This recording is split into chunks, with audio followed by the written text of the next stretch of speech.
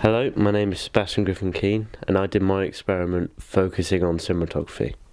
I wanted to explore how your judgment can change on someone being interviewed, just from changing the lenses and changing the lighting. For this, I experimented with different colours and using different lenses. The lenses we used was the 85, the 135, and then the 24 to 70. I used the CE100 for all these shots, just changing the lenses. Here's my experiment in full with 4 different shots of the same interview scenario.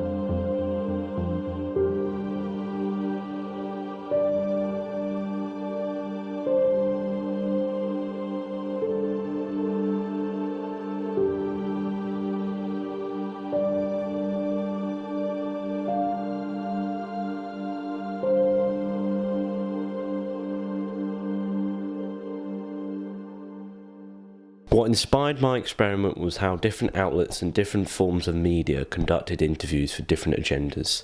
From documentary films to news channel interviews, I was interested how they differed in their interviewing style. My initial inspiration came from the comparison between the film Imposter and how it's framed its interview subjects, and how the BBC News framed their interviews. The film Imposter is about a con artist who seemingly tricked a Texas family into believing he was a relative who disappeared years earlier. This film is set in a documentary format. The director wanted us to be easily persuaded by the con artist.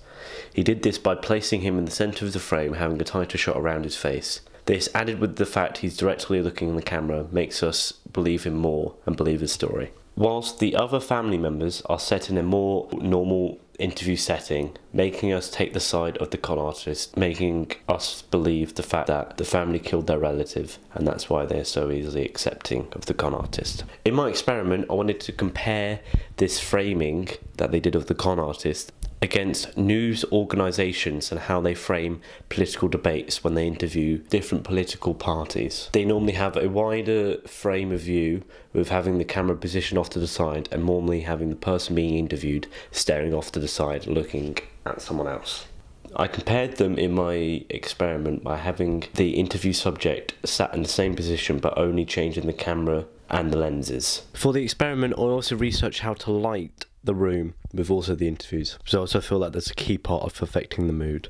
For research into how to light it, I looked in Mike Figg's book, Digital Filmmaking. On page 73, there's a quote that says, "Bounce some light off the ceiling or one of the walls. Never use direct light unless the script says that someone's being tortured with a bare light bulb in their face." Looking at this, I made the decision to diffuse one of the lights pointing at the subject using a diffuser and have a second light bouncing off a white wall. This means that the light doesn't look too harsh on the person's face, betraying the mood that it's in a calm interview setting. However, if we contrast that against the last shot of my experiment, we have a very harsh red light on this person's face. A lot less like an interview style of framing, having a lot tighter frame with also having a red harsh light. I feel like this sort of style would be used in a much more cinematic setting for something like Bronson to portray a sort of feeling or emotion in a biased way. To conduct my experiment, we used the typical 180-degree rule. Having the camera placed on the left side of the person asking questions, and then having the interview subject a bit right of the camera. Making sure he's looking off screen to the person asking questions, having the correct eye line. We used a 24 to 70mm lens, zooming all the way out to get the wider shot. I felt like this one gave it a bit more of a BBC News interview feel, having a bit more neutral stance on the interview subject. The next lens was the 85mm. This is a bit more personal, not focused on the two people, but just on the one, this being the interview subject. I felt like this would be used more for more of a documentary setting where you're focusing on the interview subject and not the interviewer. And then finally, we used the 135mm lens. I felt like this was the most personal out of all three lenses we used, with it being a bit more honed in on the interview subject, feeling a bit more like an interrogation rather than an interview, like someone's being closely examined and questioned. I think what went well was the comparison between the different lenses and how they could portray different emotions, with the interview subject being the same and staying in the same place. What didn't go so well was the variety in lighting. I feel like I could have changed the lighting a lot more. The experiment and the comparison of trying to find different ways to show different emotions in the same interview setting, with only changing the lights once in the last shot. I learned from my experiment that just changing a lens on an interview subject can change the emotion of the interview. For example, our wider lens was a lot more neutral stance, while with our most zoomed in lens gave a much more personal interview, which we could use in a more cinematic setting. Next time I would have more preparation going into the experiment, making sure to use different gels and different colours of lighting, and maybe even different types of lights, just so we can experiment with the lighting and the different emotions you can have whilst doing an interview. I feel like I've improved my craft a lot with just experimenting with different lenses. Now, if I was going to do an interview, I could actually have experience with what lenses create what emotions. I feel like this is really helpful, especially as I'm picking documentary for next year. I feel like I could develop my skills in this field by doing more interview experiments over the summer, with also maybe doing my own practice documentary style and actually having a theme rather than just experimenting with one interview subject.